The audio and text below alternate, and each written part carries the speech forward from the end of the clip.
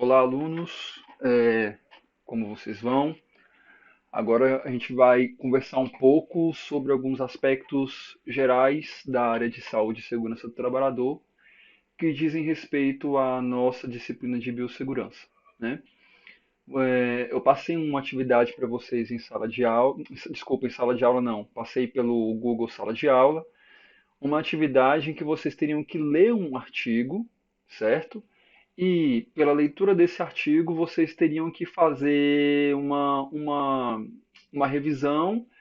E nesse artigo vocês já começaram a se deparar com alguns conceitos iniciais da área de biossegurança, como por exemplo os conceitos relacionados aos riscos ambientais, aos riscos no ambiente de trabalho. Então, quem não leu o artigo, leia, né? Quem ainda não fez o resumo, faça o resumo, entregue, tá? O quanto antes, porque a partir da semana que vem as nossas atividades elas vão começar a ter um prazo e nós vamos passar a ter aulas realmente por videoconferência, tá? Então foi determinado pela universidade que a gente agora vai ter que fazer aula com vocês no horário de aula normal, certo? Por meio de videoconferência. Então já comecem a se preparar, porque essa aqui provavelmente vai ser a primeira e última videoaula que eu vou gravar para vocês para esse semestre, tá? Essa aula é uma aula muito importante, porque essa aula ela vai dar uma base de conhecimentos que é necessária para o desenvolvimento de toda a disciplina, tá bom? Então vamos lá. Uma outra informação importante é o seguinte: quem tiver, quem acabar ficando com alguma dúvida em relação à aula que eu vou ministrar aqui agora por meio dessa videoaula, pode encaminhar essa dúvida ou para o grupo do WhatsApp, onde eu vou responder assim que a dúvida chegar, tá? Ou pode encaminhar a dúvida, pode postar a dúvida lá no mural do Google, né? Da sala de aula do Google. Quando vocês entram em contato comigo na sala de aula do Google, desculpa, gente, que eu estou um pouco rouco. Quando vocês entram em contato comigo na sala de aula do Google, existe a possibilidade de vocês falarem, postarem alguma pergunta, fazer algum comentário, ou na área do mural, em que todos os alunos têm acesso, podem visualizar, ou numa parte privada, né? Então, eu queria pedir para vocês o seguinte: às vezes a dúvida de um aluno é a dúvida de outro aluno, tá? Isso é muito comum de acontecer. Então, quando vocês postarem alguma dúvida, alguma pergunta, deem preferência por esses canais onde os outros colegas possam ouvir, ou, desculpa, ouvir não, possam ler essas dúvidas, essas perguntas também, porque aí essa resposta que eu estiver dando para vocês, em caso de alguma situação, de alguma dúvida, vai acabar sendo visualizada por todos os colegas que estão ali inseridos no grupo, tá?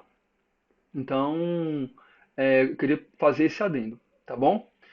Gente, a- o meu objetivo, na verdade não o objetivo, o objetivo da disciplina, de uma maneira geral, é munir vocês de informações para que vocês, quando vocês forem para o ambiente de trabalho de vocês, quando vocês começarem a estagiar, vocês tenham informações mínimas para que vocês venham se proteger adequadamente no ambiente de trabalho de vocês, tá?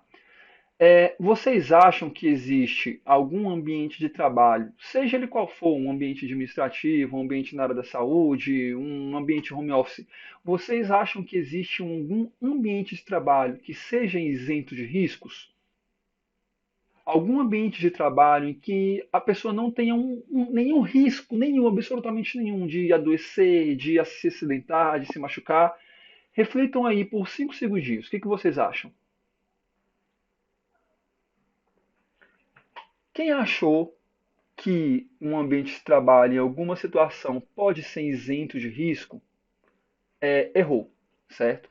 Não existe, gente. Todo trabalho, seja ele qual for, vai haver uma série de riscos associados a ele, tá? E aí esses riscos vão estar em menor ou maior grau e existem riscos específicos que estão relacionados a cada tipo de trabalho que é realizado. E aí, para nós, enquanto profissionais da saúde, Enquanto trabalhadores, de uma maneira geral, é muito importante que a gente tenha um conhecimento adequado desses riscos, tá? Principalmente porque nós que estamos buscando uma formação de nível superior, né, não vão ser raras as situações em que você vai estar responsável, como farmacêutico, por gerenciar os aspectos de segurança ocupacional. Quando eu falar segurança ocupacional, seria segurança no ambiente de trabalho, tá? Vocês vão estar responsáveis por gerenciar os aspectos da segurança no ambiente de trabalho, não só da sua segurança, não só do trabalho do farmacêutico, da farmacêutica, ali, que enquanto você trabalhando como farmacêutico farmacêutico, vocês vão estar responsáveis também por gerenciar a segurança das pessoas que estão sob a sua supervisão. Então vamos supor que você seja um farmacêutico responsável técnico de uma determinada drogaria, ou vamos supor que você seja um farmacêutico chefe ou dono de uma farmácia de manipulação, ou chefe de uma repartição pública, ou chefe de uma farmácia hospitalar. Enfim, é muito importante que você tenha as noções mínimas de segurança, de biossegurança, para que você venha se proteger no seu ambiente de trabalho, mas para que você venha também é, é, ajudar com que aquelas pessoas que estão sob a sua supervisão se protejam também, tá? Então essa questão de segurança do trabalho é muito importante para a gente, porque às vezes ela não está relacionada apenas à minha atividade como farmacêutico, mas está relacionada à atividade de outras pessoas também. E, gente, será que é tão importante mesmo falar de segurança do trabalho? Será que realmente é tão importante falar sobre saúde do trabalhador hoje em dia? Vamos caminhar aqui, eu vou mostrar para vocês algumas reportagens e aí depois vocês me digam, vocês mesmos, se é importante ou não tratar esses assuntos no âmbito da formação profissional, ok? Então, pessoal, olhem só essa reportagem. Travesti com HIV perfura a mão de enfermeira com seringa infectada. O agressor ainda mordeu uma técnica de enfermagem, tá? Servidoras tomaram um coquetel de medicamentos contra o vírus. Vocês sabem onde aconteceu isso? Aqui em Brasília, no Hospital de Ceilândia. Eu já estava trabalhando no hospital quando aconteceu essa situação. Então você teve uma situação de agressão física, só que como essa agressão física ela aconteceu no ambiente de trabalho, ela foi um acidente de trabalho, certo? Então, essa foi uma situação que aconteceu aqui pertinho da gente, no Hospital de Ceilândia, tá? Incêndio causa explosão e deixa 3 feridos em UPA de Ceilândia, né? Foi uma outra situação também que eu acompanhei no ano de 2016. Uma explosão que aconteceu de um cilindro de gás pressurizado na UPA em Ceilândia, na central de gases. É, e foi um acidente, gente, que assim, eu acredito que não morreu ninguém nesse acidente por milagre. Como os servidores que tinham acesso ali àquela área acidentada, que chegavam perto, não conseguiam entender como não houve morte de paciente, como não houve morte de trabalhador nesse acidente, porque realmente houve um estrago muito grande nessa explosão, tá? Mas tem muita coisa que acontece longe da gente também. Ah, professor, e você está falando apenas de pessoas que trabalham, né? Pessoas que estão no ambiente de trabalho.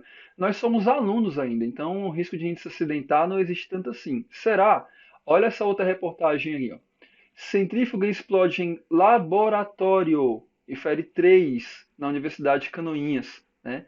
Então, 3 estudantes ficaram feridos depois que uma centrífuga explodiu no laboratório de parasitologia de uma universidade em Canoinhas, tá? Então, o fato de vocês serem estudantes, vocês não estão imunes a determinado tipo de situações quando vocês desempenham alguns tipos de técnicas, de práticas que são similares à técnica ou prática relacionada ao ambiente de trabalho. Então, por exemplo, quando vocês estão num laboratório, seja qual for esse laboratório, um laboratório com produtos químicos, um laboratório com produtos biológicos, vocês estão ali simulando um ambiente de trabalho. Então, da mesma maneira, vocês vão ter ali no local de estágio ou no local de aulas de laboratório riscos similares àqueles que seriam os riscos de um trabalhador que manipula aquelas substâncias, tá? Então, isso é só para vocês terem uma ideia é, de que não existe nenhum local de trabalho sem risco, mesmo quando você é estudante apenas, tá? Aí eu coloquei essa outra reportagem aqui, que é o seguinte, lá de centro, que aconteceu em centro de saúde de Belo Horizonte. Sem coletores de agulha, né, os servidores usam de criatividade para poder fazer a coleta de agulhas. Então aqui, ó, é um potinho de sorvete, né, daqueles de potinho de sorvete que bom. Eles colocaram aqui um adesivo escrito Discarpax. Eu acredito que mesmo que vocês não tenham trabalhado na área de saúde ainda, ou que vocês não conheçam ninguém que trabalha na área de saúde, vocês já devem ter visto que nos hospitais, nos ambientes de saúde de maneira geral, que desprezam, que descartam materiais pérfuro-cortantes, como agulhas, seringas, bisturi e tal, eles têm uma caixinha amarelinha que serve para poder descartar esse material pérfuro-cortante contaminado, né? Então, dependendo de onde vocês venham a trabalhar, com certeza parte de vocês, após a formação, vai trabalhar em órgãos públicos, vocês vão ter que lidar com uma série de situações em que vocês não têm, às vezes, nem equipamentos para poder trabalhar de uma maneira mais protegida. E aí, o que que vocês têm que fazer nesse caso? Né? Será que simplesmente não tem nada que possa ser feito? Será que tem alguma coisa que possa ser feito? Né? Então a gente vai discutir ao longo da disciplina também esse tipo de situações, né? Quando o meu empregador ele não me fornece o instrumental, o material necessário para que eu venha desempenhar as minhas atividades de uma maneira protegida, tá?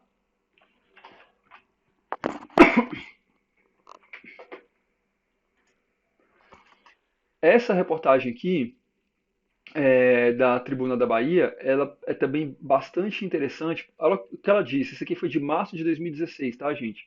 Então, ou seja, vocês passaram 4 anos, exatamente 4 anos. Bahia tem 31 profissionais de saúde infectados por HIV e hepatite B após acidentes ocupacionais. Gente, esse número aqui é altíssimo, altíssimo, altíssimo. Infecção por HIV e por hepatite B. HIV você tem aquela complicação de ser uma doença incurável. E hepatite, com certeza, a gente traz à tona aqui uma discussão importante, né? Aqui na reportagem, ele não fala se é hepatite B ou C, eu não lembro agora quando eu fiz o download dessa reportagem. Mas se a maioria desses números aqui forem por hepatite B, a hepatite B, pessoal, ela é prevenível por vacina, né? Então, o que que acontece? O que aconteceu que essas pessoas que teriam a possibilidade de se vacinarem não se vacinaram, né? Então a gente tem que começar a levar em consideração essas informações, né?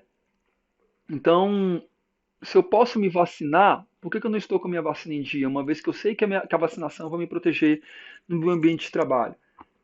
É, por que que houve tanta infecção por HIV após acidente ocupacional? Então são questões que a gente tem que estar atento. Mais do que isso, o que que é assim, por que eu coloquei essa reportagem para vocês? Para colocar que vocês, enquanto profissionais de saúde, não estão imunes a sofrer algum tipo de acidente de trabalho e acabarem contraindo alguma doença no seu ambiente de trabalho. Aqui no caso, especificamente, foram doenças relacionadas a agente biológico. Mas vocês podem desenvolver doenças relacionadas a vários outros agentes, como a gente vai dizer ao longo da aula, certo? Então, tem que trabalhar com atenção, tem que seguir as normas de biossegurança, tem que ter segurança no que está fazendo para que não venha se acidentar e adoecer no ambiente de trabalho. O ambiente de trabalho a gente tem que ir lá, é importante? Mas a gente tem que ir lá, fazer o nosso trabalho e voltar para casa são e salvo, com saúde e seguro para nossa família, né? O ambiente de trabalho não é para a gente se contaminar, não é para a gente adoecer. Então a gente tem que ter atenção a esse tipo de situação para poder não adoecer e se contaminar no local de trabalho, ok? E aqui eu trouxe para vocês alguns resultados de algumas pesquisas com profissionais de saúde, né? Sobre medidas de biossegurança, sobre biossegurança de maneira geral, sobre o conhecimento das pessoas em relação à área de biossegurança. Então, aqui nesse trabalho com profissionais da área de fonoaudiologia, né, verificou-se que 100%, aqui foi feito um estudo com profissionais de fonoaudiologia de um órgão específico, de um local de saúde específico, pegaram só os fonoaudiólogos. E aí, pessoal, essa pesquisa identificou que dos 100% dos fonoaudiólogos que foram entrevistados, 100% deles conheciam as medidas de biossegurança, mas somente 4 seguiam as medidas de forma satisfatória. Isso aqui é muito comum no ambiente de trabalho. Eu trabalho diretamente com a área de biossegurança, e isso aqui é muito mais comum do que você imagina. A gente sempre se questiona o seguinte: por que, que o trabalhador sabe qual é a forma certa de fazer o trabalho dele do ponto de vista de saúde ocupacional e por que, que ele faz da forma errada? Né? Então, olha a quantidade de trabalhador apenas que segue as medidas de biossegurança de maneira adequada. Ou seja, 96% em menor ou maior grau despreza as normas de biossegurança. Então a gente tem que começar a se atentar para isso. Não é somente conhecer as medidas, mas aplicar essas medidas. E não é somente aplicar essas medidas, mas aplicar essas medidas, ó, de forma satisfatória, tá? A gente tem que aplicar a medida de biossegurança de forma satisfatória. Essa aqui é uma pesquisa que foi feita com acadêmicos, com alunos, tá? Então, é uma pesquisa que mediu o conhecimento dos acadêmicos, conhecimento de biossegurança dos acadêmicos, que tinham aulas em um laboratório de anatomia humana, tá? Certamente, esse laboratório de anatomia humana mexia com peças anatômicas provenientes de humanos mesmo, né? Então, não eram bonecos nem nada do gênero, tá? Então, o que que essa pesquisa evidenciou? De maneira geral, pouco conhecimento dos acadêmicos quanto às normas de biossegurança e a sua adequada aplicação prática, certo? Ah, professor, mas a gente é acadêmico, a gente está aprendendo, então é natural que a gente tenha pouco conhecimento. Beleza, é realmente natural que vocês tenham pouco conhecimento, mas isso aqui, o que que essa pesquisa está mostrando? Essa pesquisa está mostrando que os acadêmicos eles têm que buscar os conhecimentos em relação a normas de biossegurança, porque senão eles não vão conseguir desenvolver nem as atividades em laboratório e nem as atividades de estágio de maneira correta e adequada.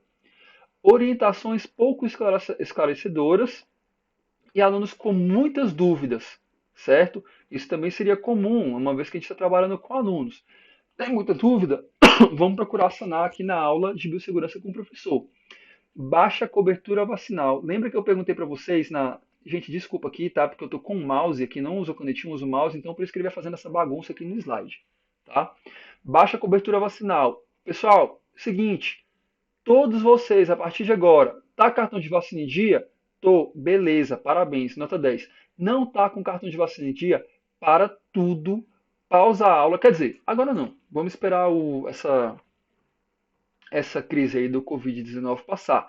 Passou a crise do Covid-19, pega o cartãozinho e corre para atualizar lá no centro de saúde mais próximo da casa de vocês. Vocês não vão pagar um centavo por isso, tá? Mas tem uma atividade para vocês agora, né? Tá bom? Assim que terminar a aula, para vocês fazerem.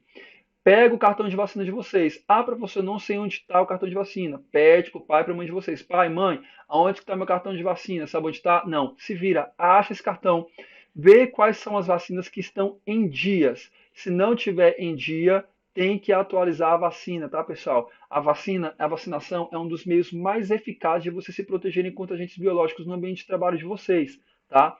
Nas minhas rotinas de trabalho, como profissional de saúde em âmbito hospitalar, eu infelizmente conheci pessoas que tiveram a infelicidade de se contaminar com hepatite B, de se contaminar com hepatite C, certo? Conheci pessoas também que fez soroconversão para HIV após acidente com material pérfuro-cortante. A gente vai ver de uma maneira mais detalhada depois em outra aula que quando a pessoa ela entra em contato, né, ela se perfura com uma seringa, e nessa seringa há a presença de sangue de um paciente, a pessoa ela tem uma chance muito, mas muito pequena de contrair HIV caso este paciente seja soropositivo. Mas se o paciente tiver hepatite B ou hepatite C, as chances são de 7 a 10% para hepatite C e de quase 40% para hepatite B. E, poxa, se essa pessoa tivesse vacinada contra hepatite B, a chance seria zero, porque ela está vacinada, ela está coberta, está protegida, tá? Então, vamos ter atenção com essas questões relacionadas à vacina. Eu dei esse exemplo da hepatite B, mas tem outras doenças que vocês, como profissionais, vão estar profissionais de saúde, vão estar constantemente expostos na rotina de vocês, e que são facilmente prevenidas por uma vacinação adequada, certo? Outra coisa muito interessante também, gestão de resíduos com risco biológico e perfluocortantes. Aí eu coloquei uma outra pesquisa sobre o conhecimento de estudantes da área de graduação, tá? Então ele que pegou várias áreas, tá? Não só farmácia, aí pegou em farmácia, enfermagem, enfim, fisioterapia, e foi realizada na Universidade Federal de Minas Gerais.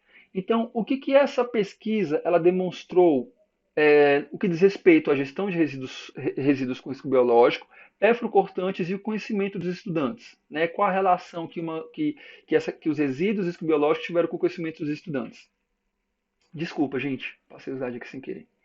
Essa pesquisa mostrou o seguinte, que os alunos, eles têm muito interesse em adquirir essas informações, só que elas são fragmentadas e partirem, em sua maioria, de observações. Então, muito provavelmente, nos cursos de saúde lá da UFMG, não tem a disciplina de biossegurança, eu não sei, mas ou se tem, ela não faz parte das disciplinas obrigatórias dos alunos, tá? Como acontece em muitas faculdades hoje em dia. Se você pegar a grade da Unieuro, se você pegar a grade de várias muitas outras faculdades, se eu não me engano, se você pegar a grade de outras faculdades privadas, você não vai ter essa disciplina de biossegurança. Por exemplo, eu fiz o meu curso de farmácia na Unieuro e eu entendo que é uma disciplina que é importantíssima, que todo profissional de saúde tem que fazer essa disciplina. Porque eu penso o seguinte, se o aluno ele cai no mercado com quase conhecimento nenhum, com conhecimento quase zero da área de biossegurança, quando ele faz a disciplina, né? Então imagina quando ele não faz. Porque às vezes ele faz a disciplina e vai esquecendo aquelas informações ao longo do curso. E aí quando ele começa a trabalhar, ele vai retomando, tá? Só que assim, com a gente vai ter que ser diferente, tá, pessoal? Eu quero que vocês saiam dessa disciplina com esses conhecimentos mínimos na cabeça, para que quando vocês começarem a trabalhar, vocês começarem a estagiar, vocês levem isso daqui com vocês para sempre, tá? Esses conhecimentos para sempre, porque conhecimento de biossegurança é para a vida inteira. É um conhecimento, é uma das disciplinas que vocês vão levar com vocês do início da carreira de vocês até o finalzinho, quando vocês aposentarem, tá? Essa pesquisa também colocou que os alunos reconhecem que não estão preparados para lidarem com o risco biológico, tá bom? Beleza.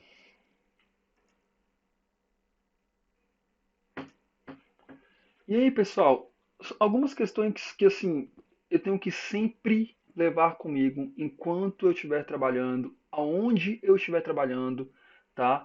São questões que eu tenho que sempre me perguntar enquanto aluno, no estágio, enquanto farmacêutico e em algum ambiente profissional. Não importa se eu vou trabalhar em drogaria não, farmácia comunitária, tá? Não importa se eu vou trabalhar em farmácia comunitária, não importa se eu vou trabalhar em um hospital, manipulando produtos oncológicos, não importa se eu vou trabalhar na área de logística de um hospital, se eu vou trabalhar na área clínica, não importa se eu vou trabalhar com estética, não importa se eu vou trabalhar como acupunturista ou com medicina integrativa, não importa, não importa. Seja qual for a área que eu escolher para atuar como profissional, eu tenho que me perguntar o seguinte: até que ponto o trabalho pode interferir negativamente em minha vida? Certo? Eu tenho que ter essa pergunta em mente e raciocinar para poder fazer o reconhecimento de até que ponto ele pode interferir, certo? Para eu poder saber até que ponto, eu tenho que conhecer os riscos relacionados ao meu ambiente de trabalho. Beleza. Então, quais são os riscos que ocorram ao desenvolver minhas atividades diárias? Eu corro o risco de me contaminar com sangue, eu corro o risco de entrar em contato com um produto químico, eu corro o risco de sofrer uma queda e de sofrer uma fratura, eu corro o risco de desenvolver algum problema relacionado à acuidade visual, eu corro o risco de sofrer em algum momento uma intoxicação. Então, uma vez que eu entendo quais são os riscos e reconheço quais são os riscos que eu estou exposto, aí eu me faço uma outra pergunta. O que eu preciso fazer para me proteger?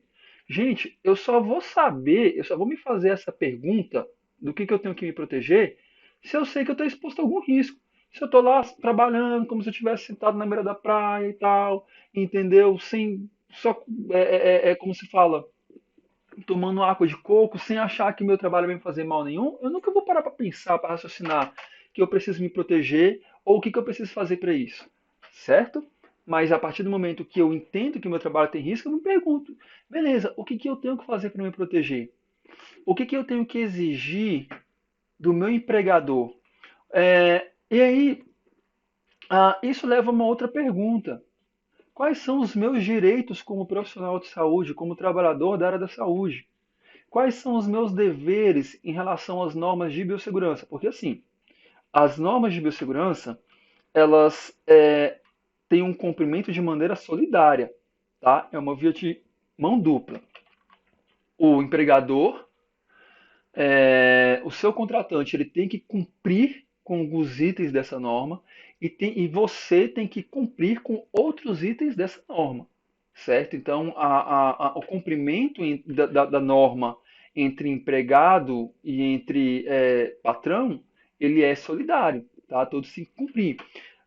É muito importante também que, para que eu saiba quais são os meus direitos e para que eu saiba quais são os meus deveres e a dos meus colegas em relação à biossegurança, eu tenho que conhecer, ó, as leis e normas aplicáveis ao meu processo de trabalho. Então, gente, para cada processo de trabalho, eu tenho leis e normas aplicáveis. Então, por exemplo, o âmbito de trabalho em saúde, existe uma legislação que ela, digamos assim, aqui é para ser um N, tá? Existe uma legislação que ela, digamos assim, é a principal no âmbito de saúde ocupacional, tá? Aqui ficou bem esquisito, mas dá para entender, que é a NR32, tá?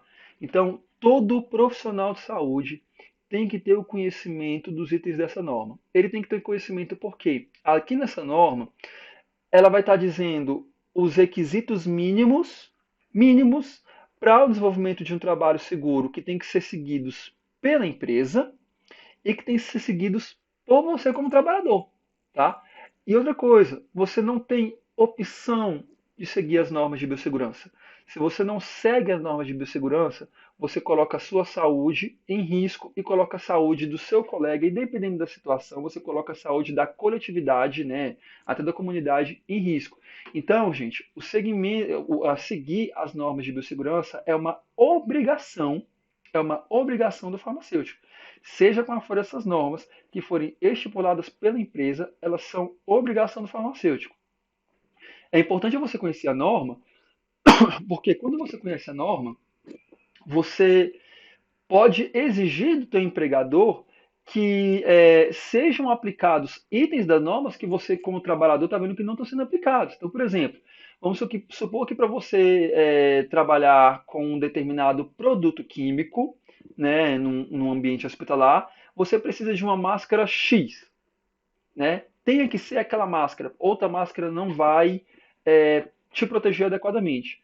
Então, quando você conhece a legislação e você entende que a legislação coloca que aquela máscara X ela tem que ser distribuída para você desenvolver seu trabalho de maneira segura, e seu empregador não distribuiu aquela máscara X, você, com base na legislação, você pode, olha, tá aqui, ó, no item tal, da norma tal, tá dizendo que eu tenho direito a isso e isso aqui para poder desenvolver minha atividade de maneira segura. Então você consegue exigir os seus direitos, tá? Então, via de regra, as empresas elas acabam fazendo tudo que a legislação exige na parte delas, certo? Via de regra. Isso a gente vê nas empresas privadas.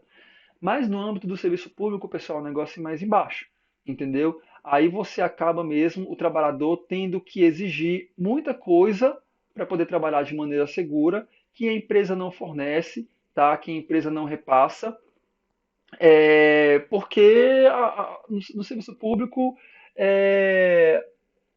o gestor está sempre tentando tampar buraco, né? Então, muitas vezes vai faltar equipamento de proteção individual, muitas vezes vão faltar processos, vão faltar rotinas, e aí você, como profissional, tem que ter o conhecimento adequado da norma para você fazer essas exigências em relação ao seu empregador. Tá? Eu digo isso porque eu sei que tem muitos de vocês aqui que vão virar servidores públicos, que vão trabalhar no âmbito do serviço público, aqueles que assim quiserem, certo? Muitos de vocês também certamente vão fazer programas de residência, e aí vocês vão se deparar com esse tipo de situação, tá? De ter que exigir alguma coisa que é relacionada a um direito de vocês em relação à biossegurança que o empregador, que a empresa não está fornecendo, ok? E aí, gente, a primeira etapa do nosso curso de biossegurança é falar, é pensar nos riscos no ambiente de trabalho, tá? Eu fiz essa pergunta para vocês no início da aula. Em um local idealizado para o cuidado, pode haver riscos? Pode, né? Não pode haver, vai haver, tá? Agora eu faço uma outra pergunta. É possível evitá-los? É possível se prevenir? Sim, gente, é possível evitar esses riscos e é possível se prevenir. Nem sempre é possível eliminar esse risco, mas sempre se existe um risco, seja qual for, no âmbito de um processo de trabalho, no âmbito do fazer de uma atividade, de qualquer função, se existe um risco, a empresa é obrigada a munir o trabalhador de conhecimentos e de instrumentos para poder evitar esses riscos e assim se prevenir de um dano provocado por ele, ok? E aí, pessoal, a gente entra então no conceito de riscos, né? O que seriam os riscos ocupacionais? Quando eu falo ocupacional aqui nesse caso, é de ocupação, é de trabalho, é de ambiente de trabalho. O risco ocupacional, então, é a possibilidade de um trabalhador sofrer um determinado dano, seja sendo esse dano acidente ou doença, no seu trabalho ou atividade, tá? Ou sofrer um determinado dano por causa do seu trabalho, tá? Tem um outro conceito aqui que é interessante, são todas as situações de trabalho que podem romper com o equilíbrio físico, mental e social das pessoas. Isso a gente coloca esse conceito porque às vezes a gente não pode considerar a falta de saúde ou um dano à saúde de um determinado trabalhador, né, não só acontece quando ele sofre um acidente ou quando ele está com a doença diagnosticada. Quando você tem algum tipo de rompimento no equilíbrio físico e mental, ou até mesmo social das pessoas, você já tem ali um dano causado, a possibilidade de um dano causado pelo ambiente de trabalho, ou pelo processo de trabalho.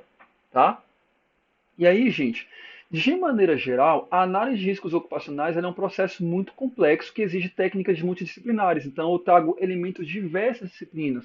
Eu trago elementos da física, das engenharias, né, da fisioterapia, da ergonomia. Então, eu tenho elementos de várias disciplinas. A saúde do trabalhador é um campo muito, ela é multidisciplinar, tá?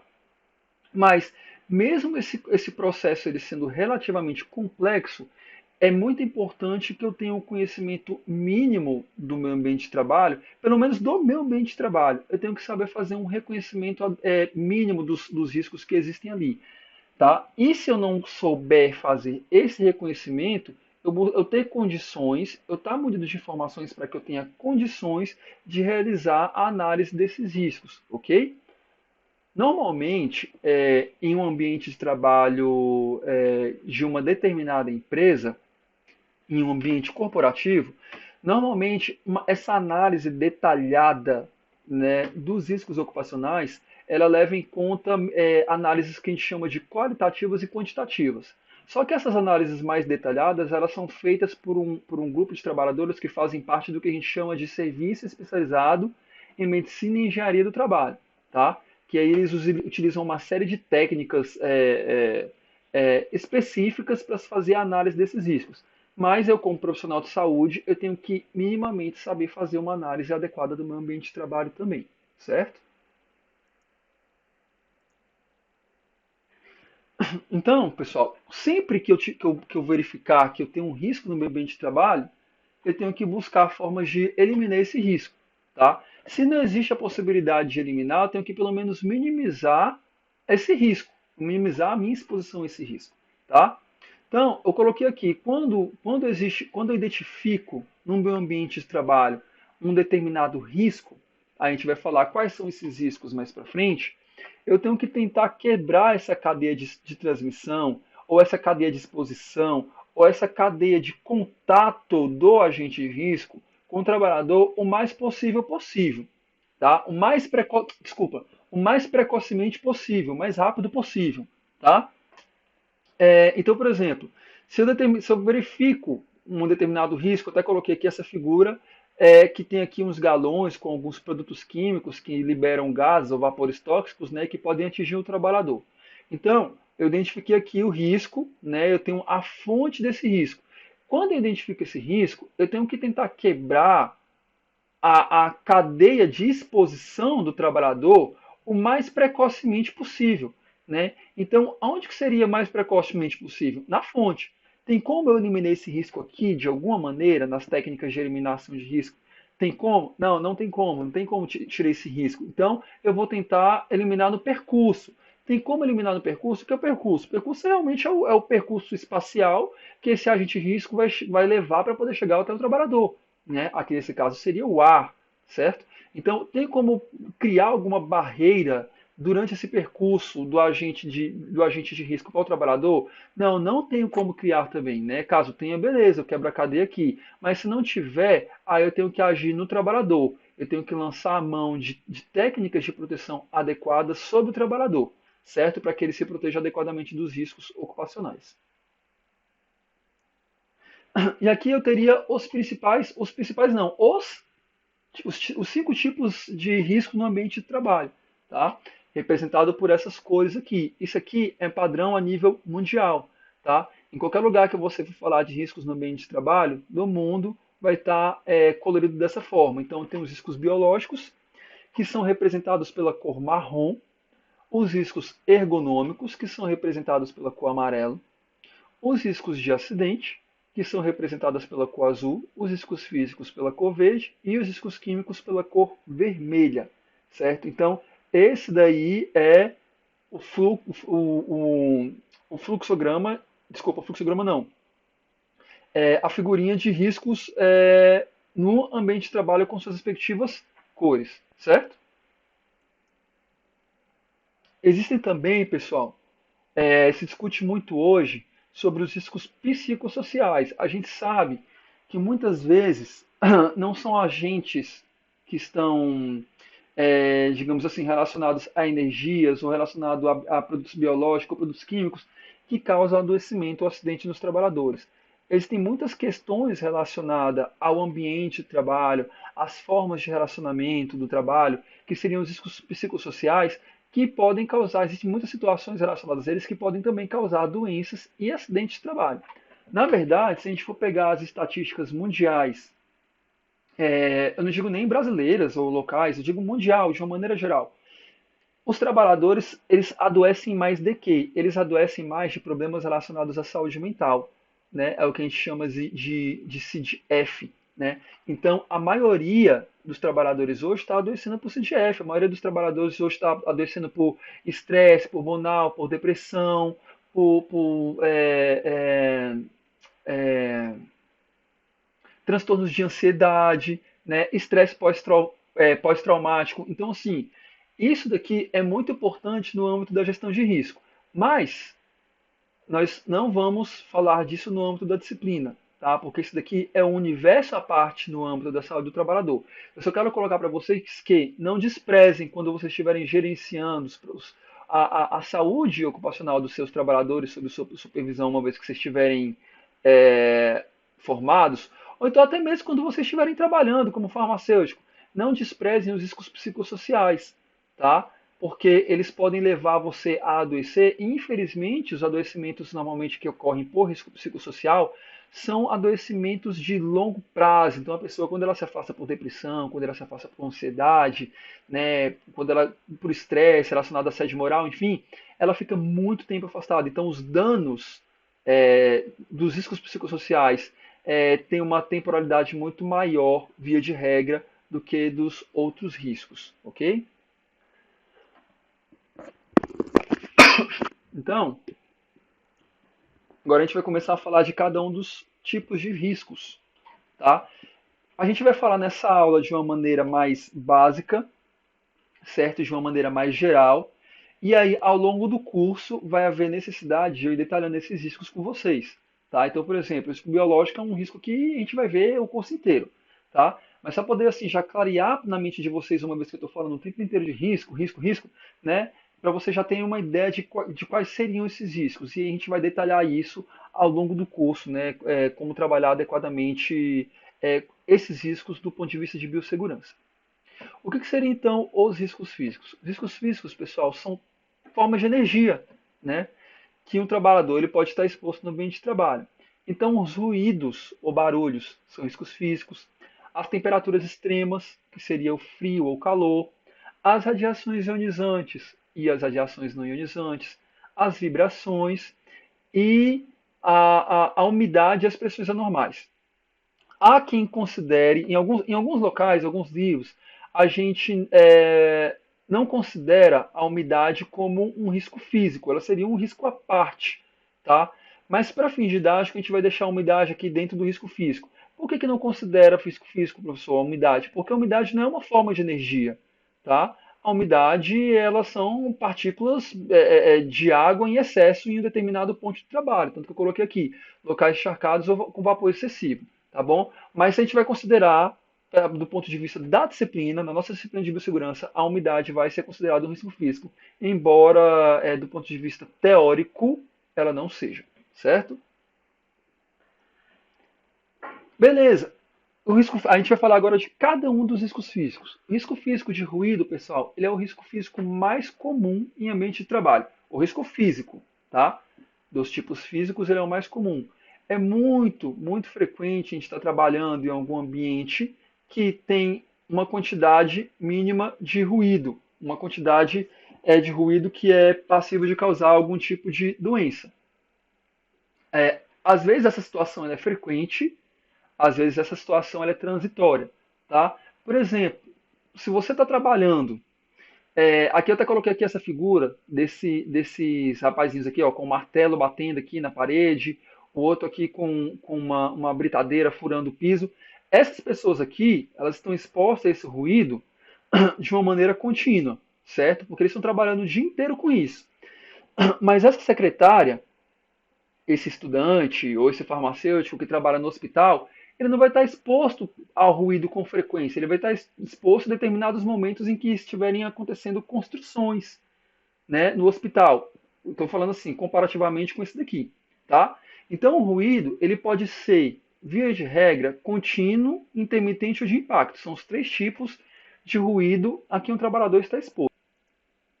O ruído contínuo é aquele ruído que não cessa, tá? Por exemplo, um motorista de ônibus, ele trabalha ali 6 horas, sei lá, 7 horas, exposto a um ruído contínuo. Por quê? Porque ele está o tempo inteiro com o motor do ônibus ali ligado no ouvido dele, né? O ruído intermitente seria aquele ruído em que ele tem momentos em que ele cessa. Então, por exemplo, um trabalhador, um dentista, né?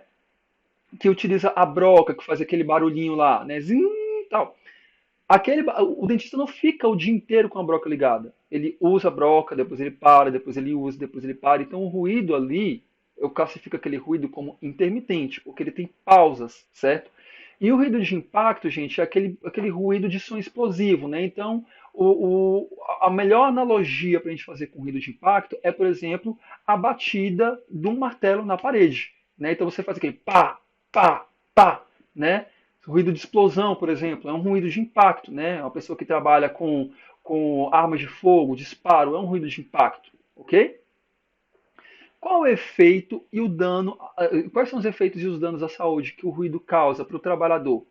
O ruído ele pode causar perda auditiva temporária nesse trabalhador ou definitiva, tá? O ruído pode causar também, o ruído contínuo, mais especificamente, aumento da pressão arterial, certo? E ele pode causar uma diminuição da concentração e uma maior irritação e um maior estresse desse trabalhador no ambiente de trabalho, certo? Algumas, a gente vai verificar, quando a gente estiver falando dos riscos ambientais, que algumas doenças, elas são diretamente associadas àquele risco. Então, por exemplo, quando eu falo de perda auditiva temporária ou definitiva, eu não tenho como questionar, está diretamente relacionado ao ruído, certo? Mas a baixa na concentração, a irritação, o estresse, o aumento da pressão arterial, São fatores, são efeitos mais subjetivos, que aí estariam mais relacionados a uma suscetibilidade individual, ok? Mas são efeitos que ele pode causar em um trabalhador, certo? Como que eu posso me proteger adequadamente de um trabalho, né, em um trabalho em que há geração de ruído? A melhor maneira, gente, é trabalhando esse ruído na fonte, certo? Então, enclausurar, isolar essa fonte que está fazendo ruído, tá? Então, por exemplo, pegando um exemplo do consultório do dentista. O dentista ele tem que utilizar alguns equipamentos em que ele precisa de ar comprimido para esse equipamento, certo? Esse ar comprimido, ele é gerado por um compressor, né, que fica fazendo um barulho de um motor ligado. Então, o que acontece? Esse compressor, na maioria das vezes, ele está do lado de fora do consultório. Só que ainda assim, às vezes, o barulho que ele gera invade o consultório, né? Às vezes ele está numa parede adjacente ao consultório, que tem uma janela perto, enfim. Então, quando eu crio um biombo em volta desse compressor, eu diminuo o ruído dele, né? Então, é uma fonte é uma forma de diminuir esse ruído. Manutenção e regulagem de máquinas é uma outra forma também de atenuar o ruído. Às vezes uma máquina, por exemplo, uma centrífuga, ela está causando muito ruído simplesmente porque ela está desregulada, simplesmente porque ela não está calibrada, tá? Então, é uma forma também de você corrigir o ruído em equipamentos. Revezamento, protetores auditivos, tá? No trabalhador, quando houver necessidade, e realização de exames audiométricos. Os exames audiométricos, eles são uma medida de controle de ruído relacionadas à medicina do trabalho, certo? Por que é importante eu fazer audiometria uma pessoa que está exposta a ruído?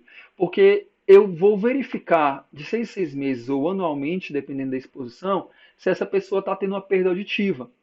E aí, se o meu trabalhador está tendo perda auditiva é, por causa da exposição àquele ruído, eu tenho que afastar ele daquelas atividades. Porque aquela exposição temporária, aquela perda auditiva temporária, ela pode virar uma perda auditiva definitiva. Ok? Essas aqui são algumas formas de proteção.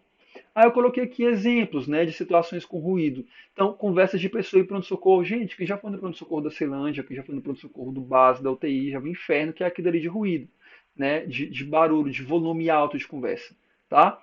Alarmes de aparelhos em TI, reformas em locais adjacentes a posto de trabalho. Então, tudo aquilo que pode causar barulho excessivo é considerado ruído, ok?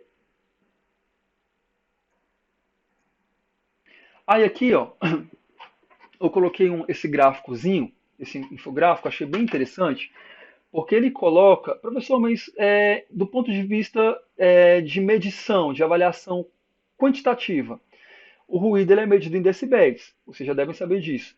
A partir de quantos decibéis que a minha saúde auditiva já começa a sofrer algum tipo de prejuízo? Gente, a partir aqui, ó, de 85 decibéis, tá?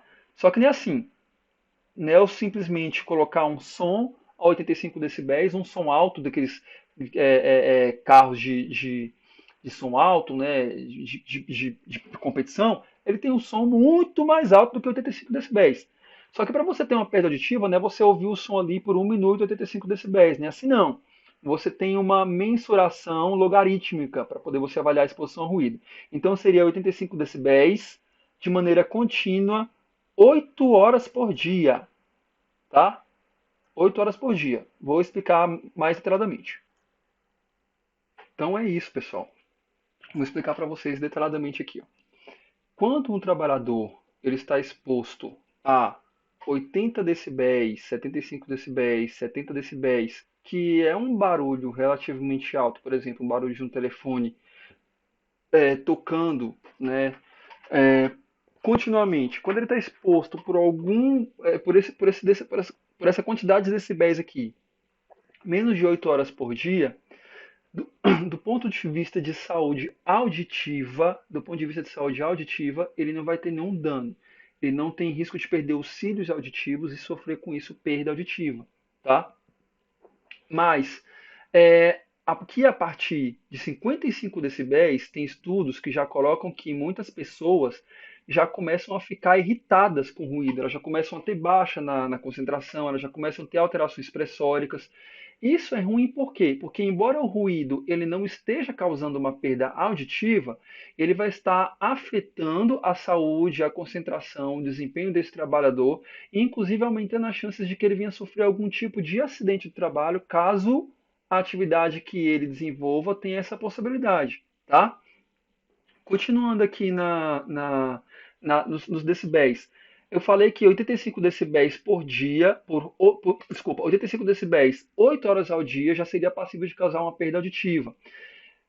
E aí, aqui, a partir de 85, eu tenho um incremento de dose de 5 decibéis, de forma que, assim, a cada 5 decibéis que eu aumento, tem uma dose dobrada, e eu diminuo o tempo de exposição também de maneira dobrada, né? Duas vezes. Então, assim, 90 decibéis, um trabalhador que trabalha com exposição contínua a 90 decibéis, ele só vai poder ficar exposto 4 horas por dia no máximo.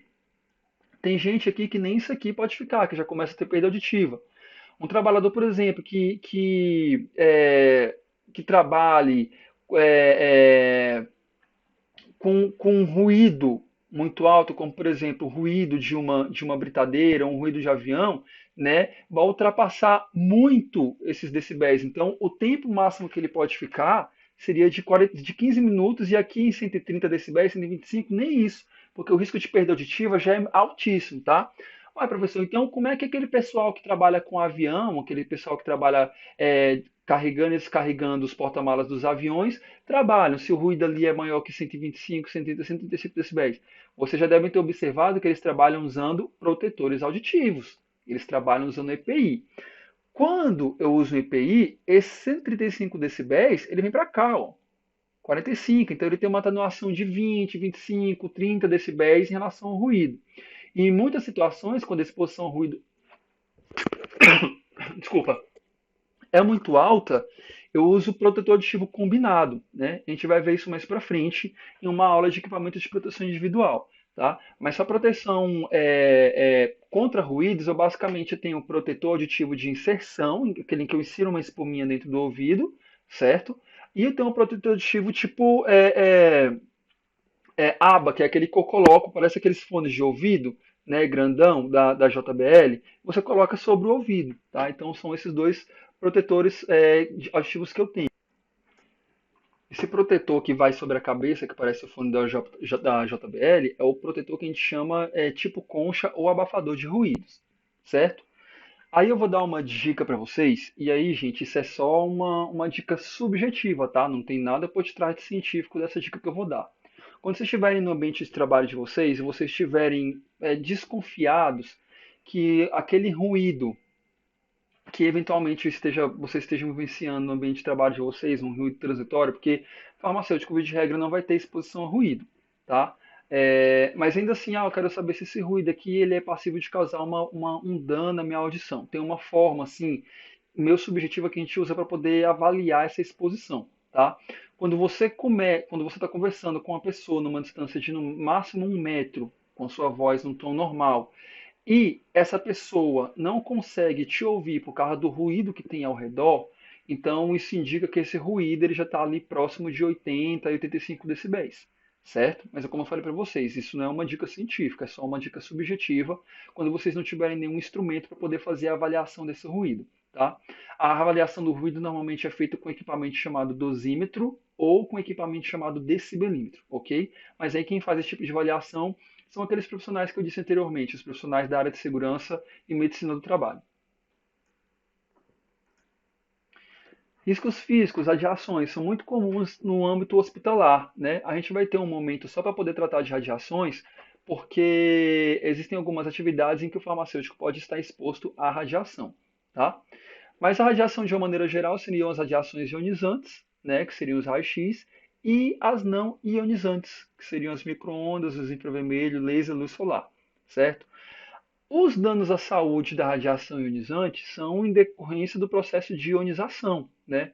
O que a radiação ionizante faz? A radiação ionizante, ela bagunça com os orbitais eletrônicos dos átomos, né? Então acontece, a força de energia da radiação é tão forte, mas tão forte, que quando ela bate num átomo da nossa estrutura, né, corpórea, ela arranca elétrons dessa estrutura, entendeu? E aí o átomo vai querer buscar, ele vai buscar novamente a estabilidade, e aí vai acabar pegando elétrons de onde não é para pegar, e tem toda aquela cascata, né, de alteração é, de DNA, alteração hematológica, de queimaduras causadas por radiação. Tá? Então, aqui alguns danos à saúde seriam as alterações hematológicas, o câncer, efeitos hereditários, queimaduras, lesões teciduais, catarata, conjuntivite, são alguns dos danos causados pela radiação ionizante, certo? Existem vários.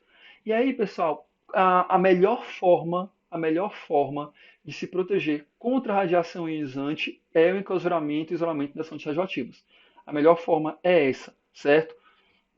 E aí, normalmente, como que os hospitais ou as clínicas é, de radiologia, os consultórios odontológicos fazem isso. Eles colocam paredes que a gente chama de parede baritada, em que no meio dessa parede tem uma placa de chumbo, em que aí você impede que a radiação ionizante que é gerada naquele ambiente passe para locais fora daquele ambiente. Ah, professor, mas e quem trabalha diretamente com radiação? Tipo, por exemplo, o técnico de radiologia, que às vezes tem que posicionar o paciente, o auxiliar de enfermagem, que às vezes tem que conter o paciente no momento da batida do raio-x, né, no momento do disparo do raio-x. Aí como que a gente faz para poder proteger? Gente, aí é a redução da exposição, tá? Você vai minimizar o máximo possível da exposição desse trabalhador. Então, por exemplo, o técnico de radiologia, de forma alguma, como ele trabalha com aquilo dele diariamente, o tempo inteiro, de forma alguma ele vai poder ficar lá posicionando o paciente e ficar tomando feixe de raio-x, certo? Normalmente quem vai fazer esse posicionamento é um auxiliar de enfermagem com um rodízio e quando não, e ainda assim tem situações em que um próprio acompanhante que ajuda a fazer o posicionamento, a contenção desse paciente no momento de bater o raio-x, tá? Quando é o profissional que tem que fazer isso, aí ele tem que utilizar os equipamentos de proteção individual que eu vou mostrar no próximo slide, tá? Que seriam esses daqui, ó. Então, esses equipamentos aqui, que são os equipamentos utilizados por um trabalhador que está exposto à radiação ionizante. Aqui dentro dessa, desse avental, aqui dentro desse protetor de gônadas, de tireoide, tem literalmente uma capa de chumbo.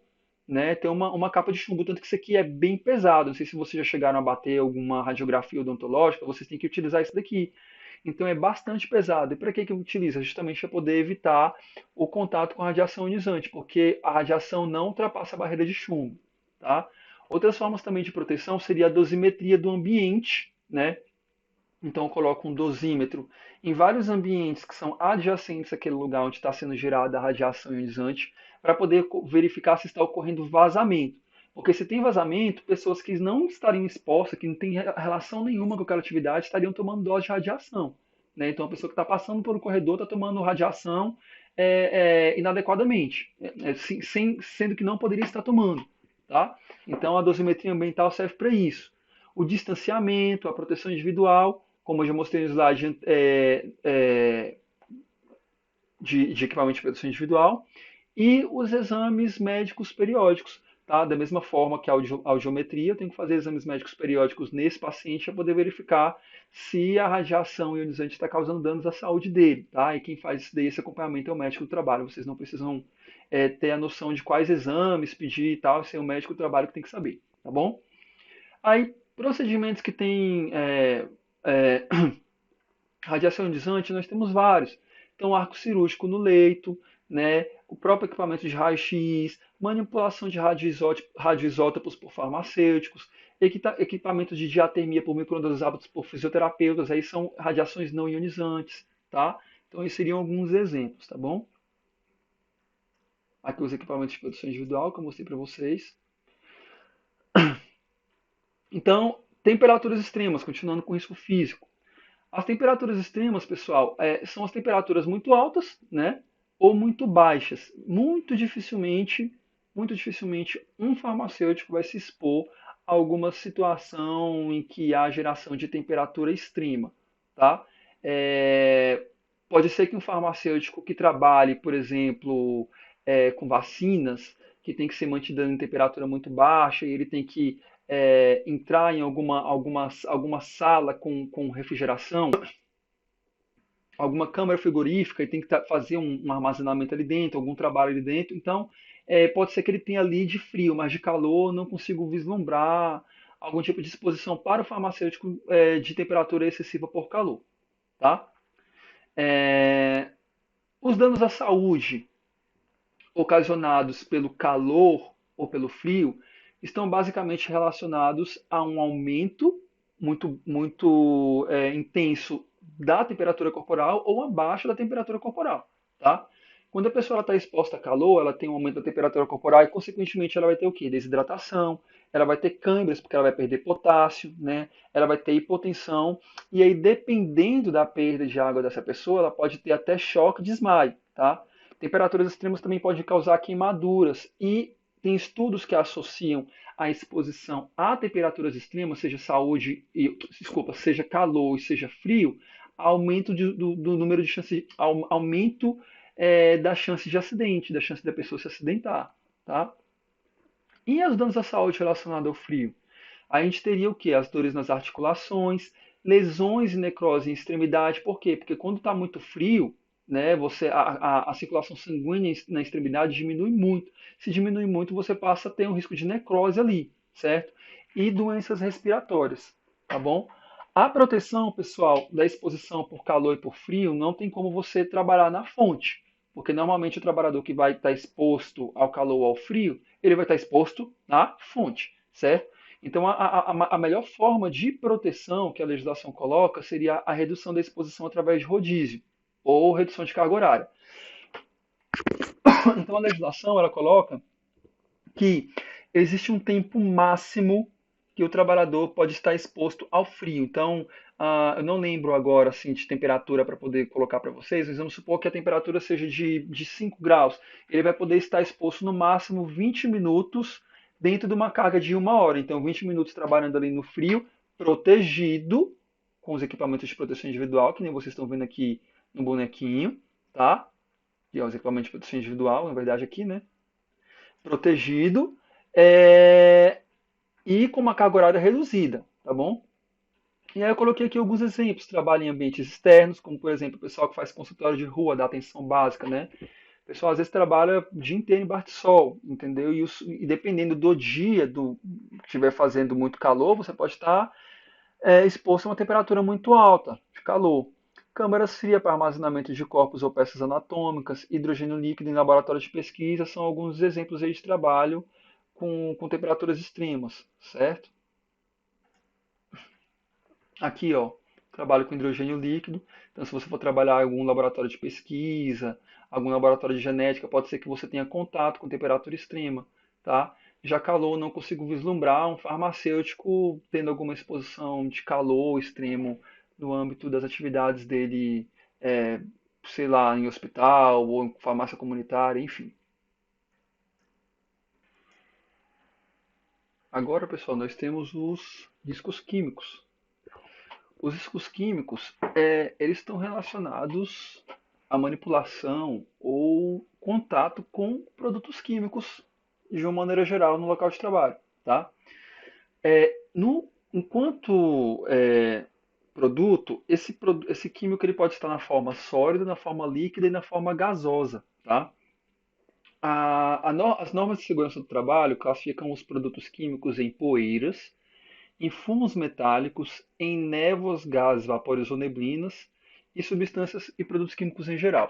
Essa classificação de poeiras, de névoas, de gases, vapores, na verdade, aqui de poeiras na verdade são poeiras minerais ou vegetais. Então, por exemplo, quando um marceneiro está cortando a madeira, ou então quando uma pessoa que trabalha numa marmoraria está cortando uma placa de mármore, ele tem uma geração de poeiras, certo? Então são químicos em formato de pó mesmo, tá?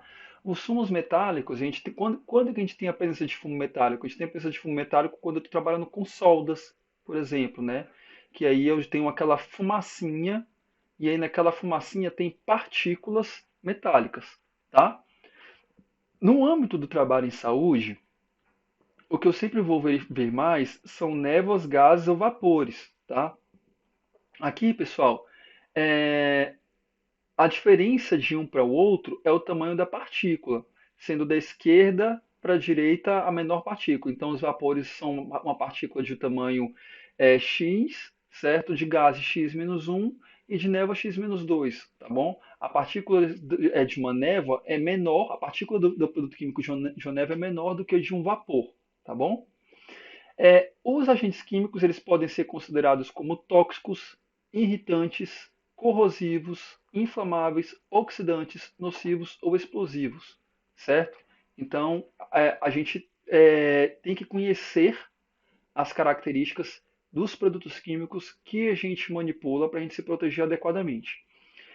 O contato com o produto químico, ou a absorção do produto químico, ele se dá pela pele, tá? Então, o produto químico, dependendo do produto, ele pode ser absorvido pela pele, ele pode ser absorvido também pela respiração, certo? E pode ser absorvido também pela mucosa bucal quando entra em contato com a boca, né?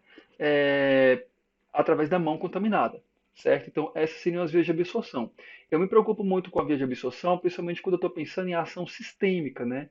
Que é a ação que fisiológica ou que é ação bioquímica, que um determinado composto químico pode trazer uma ação negativa, uma ação tóxica, pode trazer para o meu organismo. Então, eu penso via de absorção nesse aspecto.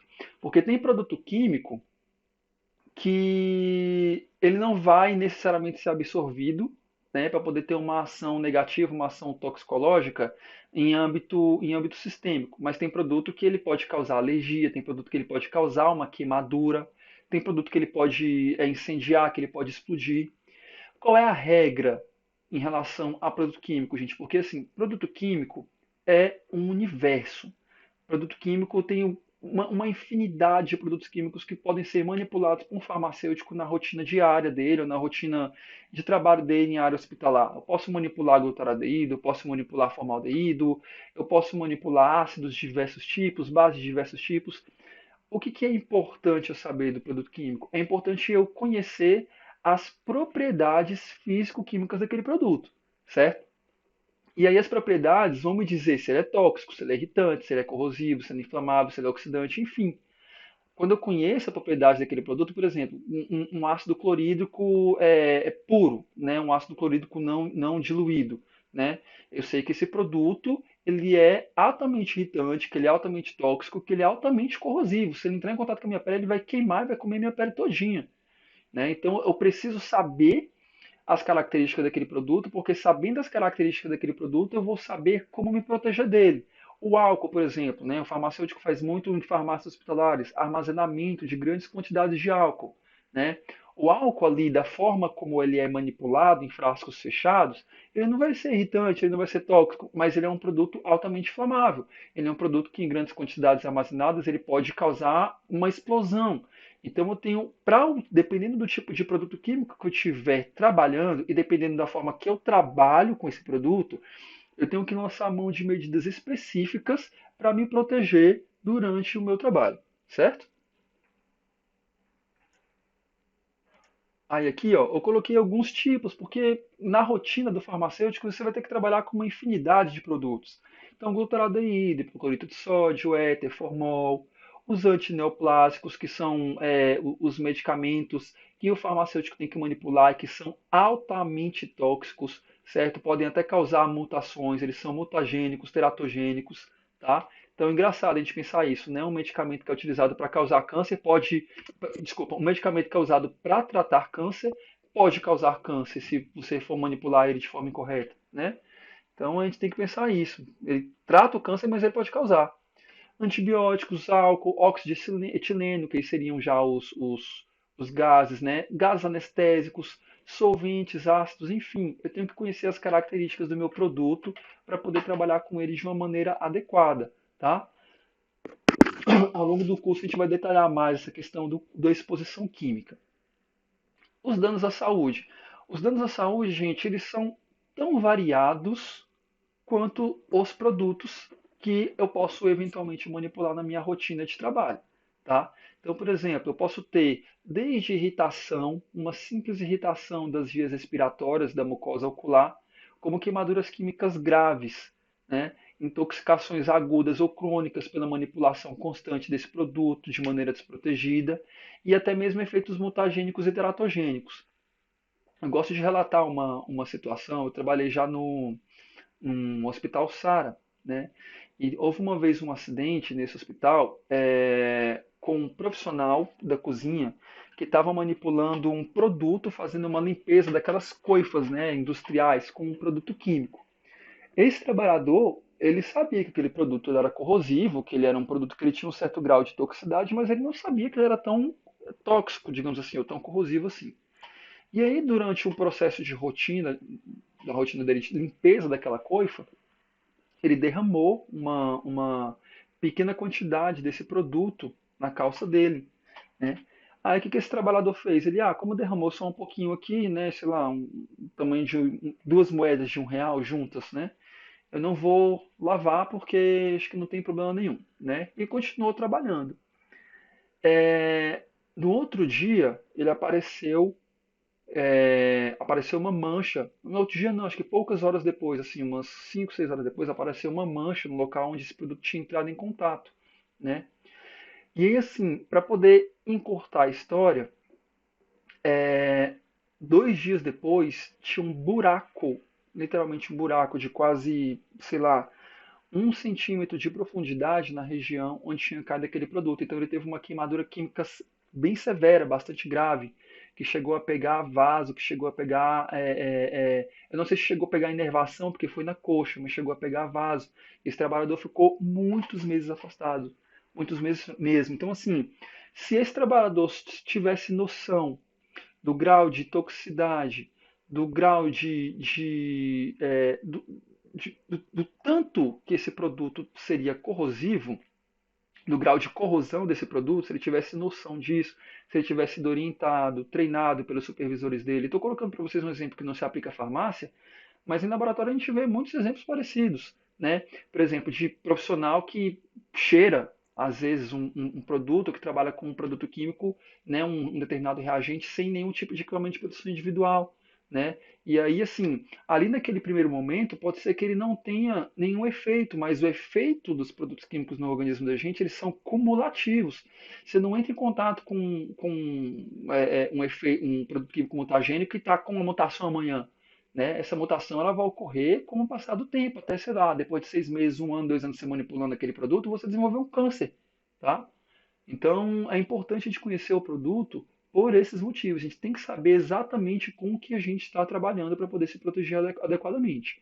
E na rotina de vocês, vocês vão lidar frequentemente com produtos químicos. Uma grande parte de vocês, tá? Vocês já lidam hoje nos laboratórios. Então, a proteção também ela varia bastante, né, de acordo com a vai variar muito de acordo com a manipulação desse produto. Às vezes eu preciso manipular, às vezes eu não preciso manipular, às vezes eu só preciso, por exemplo, estocar esse produto, tá? Mas se for, por exemplo, manipular esse produto, a legislação exige que eu tenho que ter no ambiente de manipulação um sistema de ventilação exaustora e diluidora, certo? Para poder retirar aquele ar contaminado do ambiente. Uma outra coisa também que é muito importante é que, assim, na rotina do farmacêutico vão ser vários momentos em que ele vai ter que se deparar com um processo de fracionamento desses produtos ou de diluição desses produtos, tá? Então, é muito importante saber realizar uma identificação, uma rotulagem correta dos produtos, tá? Também é muito importante, gente, quando a gente trabalha com produto químico, eu ter a ficha de informação de segurança de produto químico. Todos os produtos químicos que são comercializados são obrigados por lei a ter uma FISPIC. Todos. Aonde que eu consigo a FISPIC? No site do fabricante. Então, sei lá, vamos supor que uma determinada empresa, a Merck, vende lá o ácido clorídrico Xing-Ling. Ela tem que disponibilizar a FISPIC dela no site para as pessoas que compram o produto. Aí nessa ficha vai estar uma série de informações de toxicidade, corrosividade, de inflamabilidade, né? Quais são os equipamentos de proteção que a pessoa tem que usar para aquele produto, qual é o ponto de ebulição, ponto de fusão, o que a pessoa tem que fazer, o que o trabalhador tem que fazer em caso de derramamento desse produto. Então a FISP é um documento muito rico e ela basicamente vai me dar todas as medidas de segurança que existem em relação àquele produto. A FISC também vai me falar o tempo máximo de exposição em que eu posso ficar exposto àquele produto. Então, por exemplo, um ácido clorídrico, você só pode ficar exposto a uma concentração de X ppm tantas horas por dia. A FISP vai te falar exatamente isso, tá? Então é um documento muito rico. Então, façam uma pastinha de FISP quando vocês estiverem trabalhando, que vocês estiverem manipulando produto químico ou trabalhando com produto químico e mantenham essa pasta no ambiente de trabalho. Até porque a fiscalização, vigilância sanitária, os órgãos fiscalizadores relacionados ao Ministério do Trabalho exigem a presença da FISP que no ambiente de trabalho. Se não tem, o ambiente é notificado, tá? Nunca inalar produtos, porque tem gente que faz isso daqui, a gente tem que sempre relembrar, né? Utilizar equipamentos de proteção e, quando for possível, fazer a substituição de produtos químicos tóxicos da rotina por outros não tóxicos, né? Se existe a possibilidade, por exemplo, antigamente a CMS, as centrais de materiais esterilizados dos hospitais, elas utilizavam muito glutaradeído para poder fazer a limpeza de determinados tipos de insumos médicos. Hoje, em muitos insumos não se utiliza mais glutaradeído, usa detergente enzimático. É um produto químico, que ele é tipo um sabão, um saponáceo, que ele é isento de toxicidade do que diz respeito a contato direto, toxicidade para as vias respiratórias, tá? Então, assim, as atividades que eu posso ter o contato, manipular os produtos químicos são tão ricas também quanto as possibilidades, quanto os tipos de produto. Então, eu posso ter atividades de diluição de produtos, desinfecção de equipamentos superfície, eu vou ter contato com esses produtos, administração, manipulação de fármacos, procedimento de anestesia. Então, essa questão do risco químico ela é muito rica e a gente vai ver também bastante ao longo de todo o curso, tá? Aqui alguns equipamentos de proteção individual.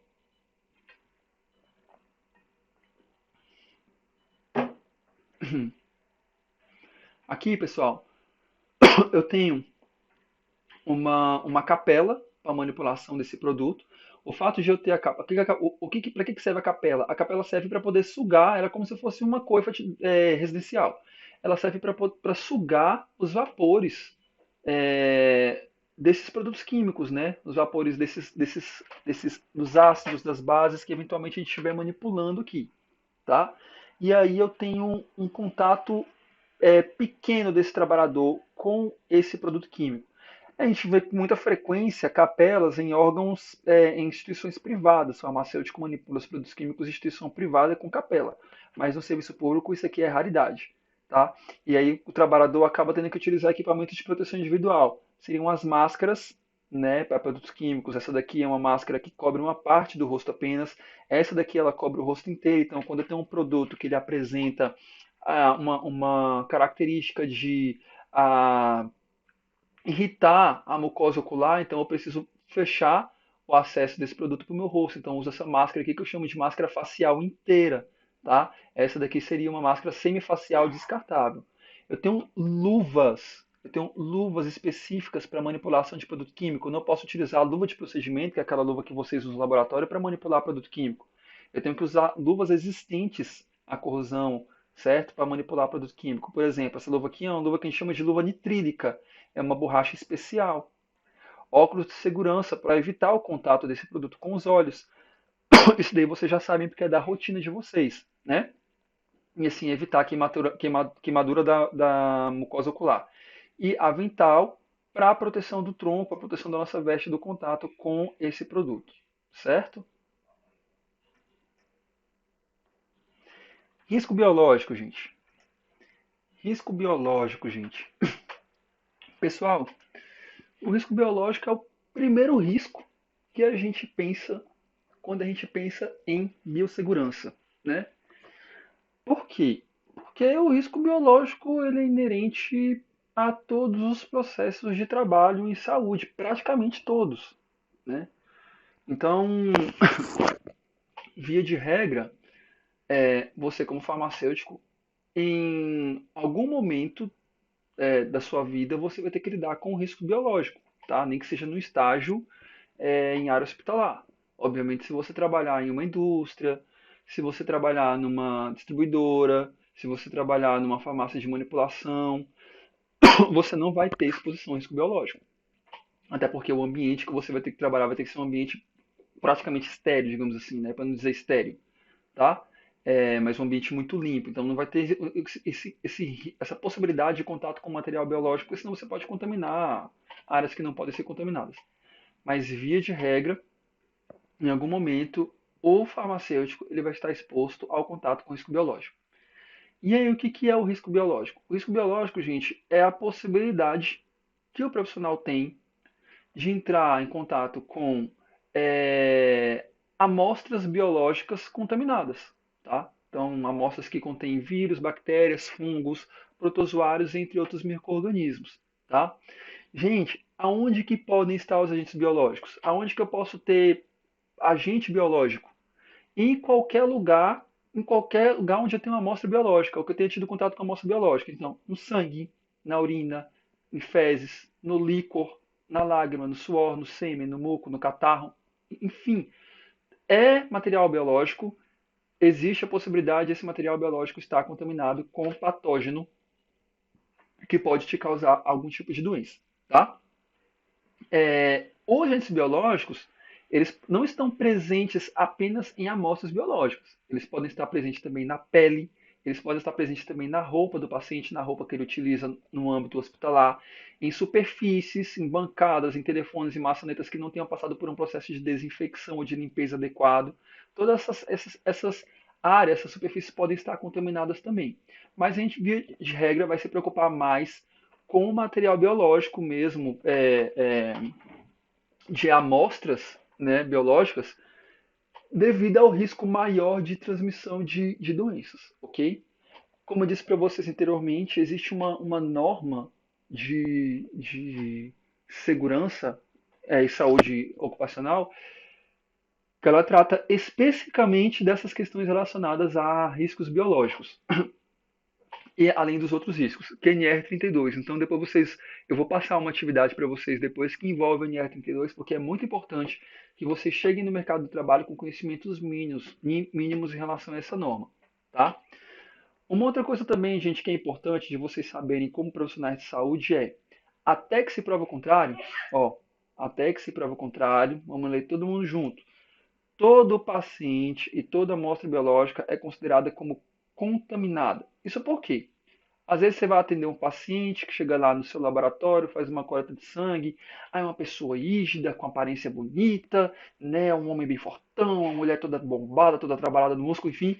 E aí você, não, vou manipular esse sangue aqui tranquilão, porque essa mulher aqui, ó, olha aqui, mulher tem terona, entendeu? Nem cara de doente tem, né? Aí é o que eu sempre falo nos meus cursos, nos meus treinamentos, nos meus alunos. Quem vê cara, eu falo logo assim, quem vê cara não vê AIDS. Tá?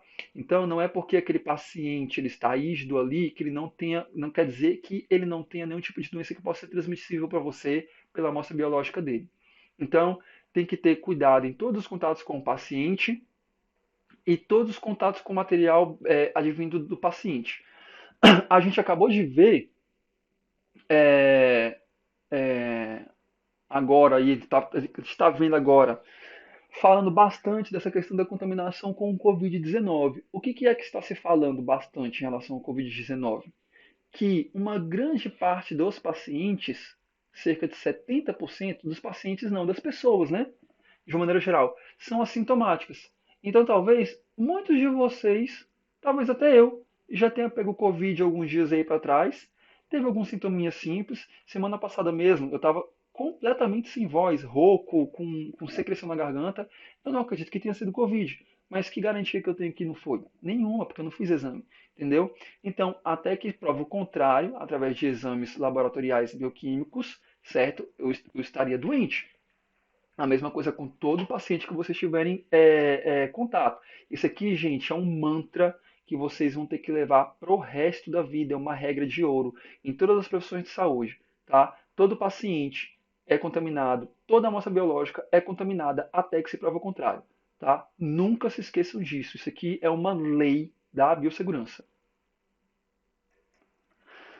E aí, pessoal, a gente vai falar também bastante sobre risco biológico o curso inteiro, vai ter que puxar algumas questões que são mais específicas da área da farmácia, mas tem algumas medidas de proteção que são inerentes a atividade do farmacêutico. Então, por exemplo, eu trouxe algumas para vocês aqui. A vacinação, no mínimo contra hepatite B, dupla tetânica, tríplice viral e influenza. Então, no mínimo, essas vacinas aqui você tem que estar em dias. Provavelmente, influenza vocês não vão conseguir estar em dias porque vocês não fazem parte do grupo de risco ainda. Mas quando vocês começarem a estagiar, vocês têm que estar com influenza em dias, tá? Dispositivo de segurança hiperfrocortante. Esse dispositivo de segurança hiperfrocortante, eles passaram a ser uma exigência legal de 2000 e... eu acho que de 2009 para cá, foi 2004, eu não lembro. De uns anos para cá, os dispositivos hiperfrocortantes, como por exemplo aqui, ó, a seringa, eles têm que ter dispositivos de segurança que minimizem a chance de contato do trabalhador, do manipulador, com a agulha ou com a face cortante, tá? Então aqui, por exemplo, nós temos essa seringa que quando a pessoa faz a coleta de sangue, ela pressiona aqui contra a mesa e reencapa aqui essa agulha automaticamente, né? E aí você não tem o contato não tem mais o risco de ter o contato com o lúmen da agulha e se perfurar, tá? Depois eu vou mostrar não agora nessa aula, mas depois eu vou mostrar para vocês alguns dispositivos de segurança que vocês têm que ter conhecimento no âmbito da manipulação de perfluorocortantes. Quando trabalhar com perfluorocortantes, gente, descartar o mais rápido possível, tá?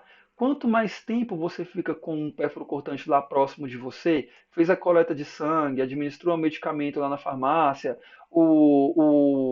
administrou o anticoncepcional na sua paciente, enfim, descartar o quanto antes, não deixa lá parado, porque se você deixa parado, quanto mais tempo você deixa ele parado, mais risco você tem de se contaminar, de se perfurar e se contaminar, e maior é a chance de alguém que não está relacionado àquele trabalho se contaminar e se perfurar também, tá?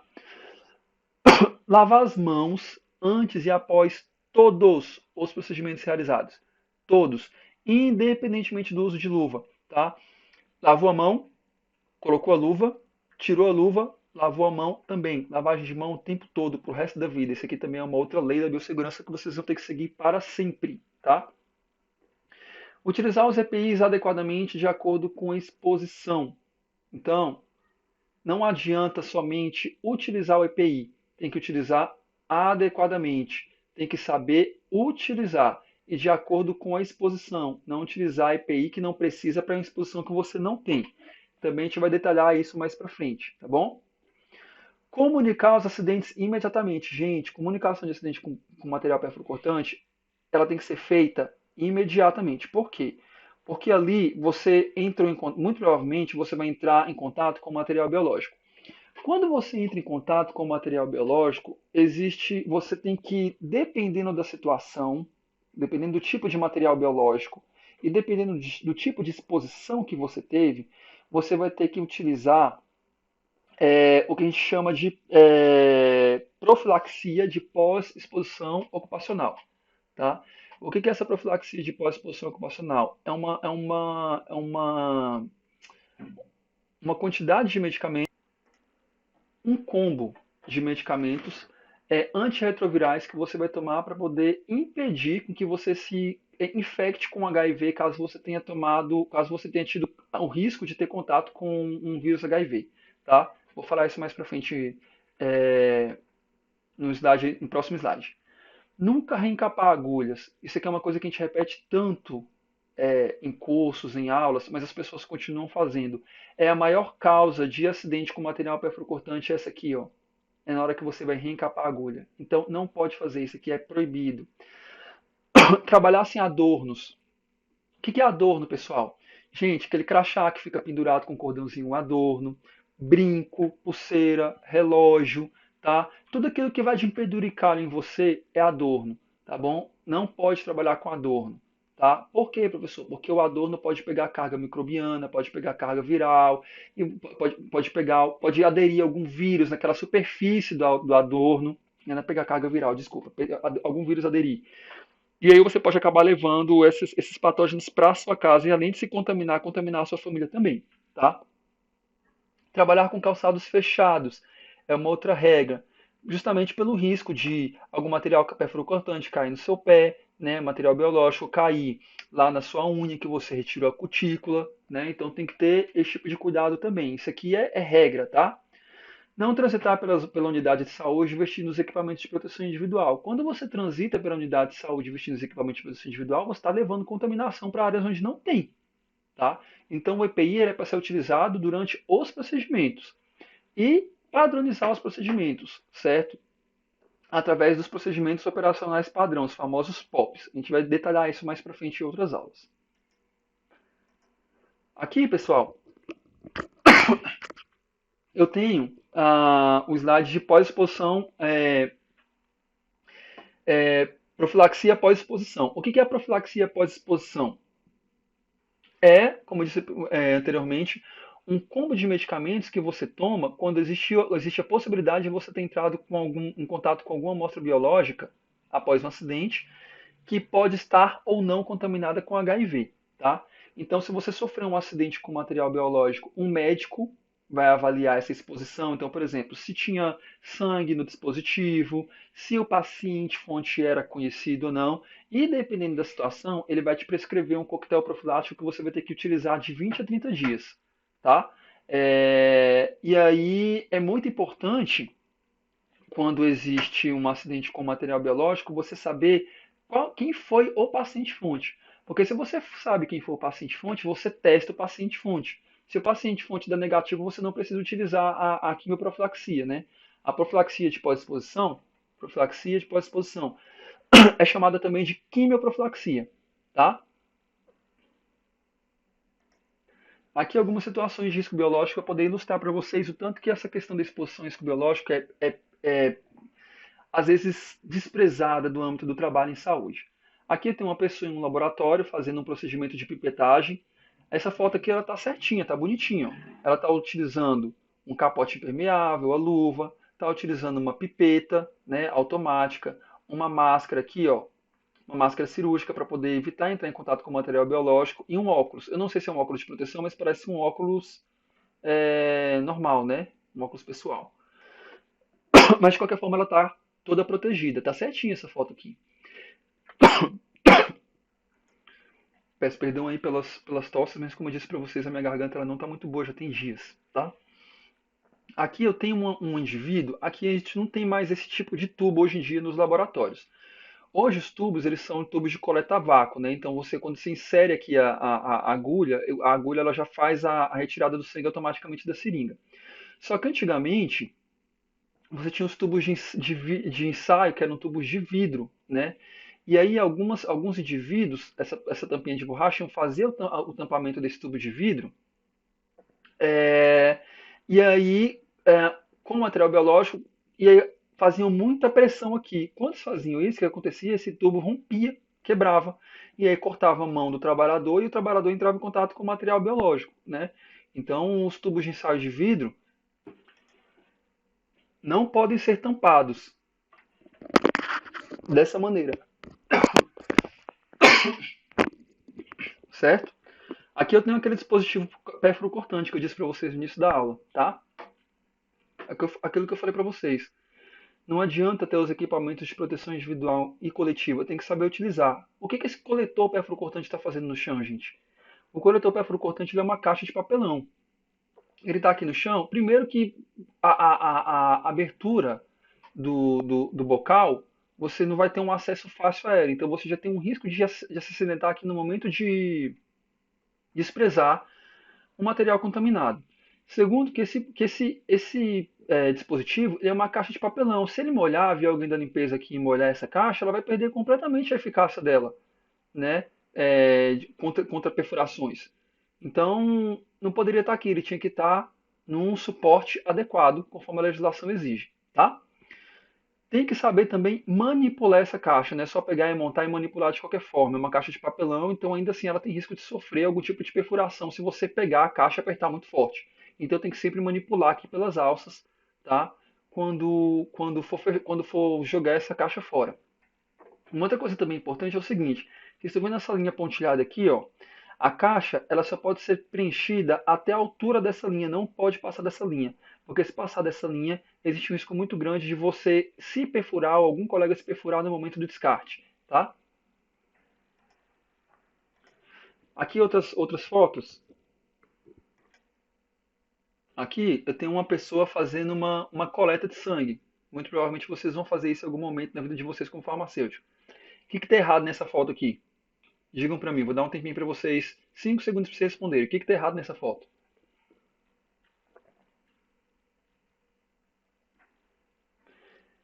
Conseguiram descobrir?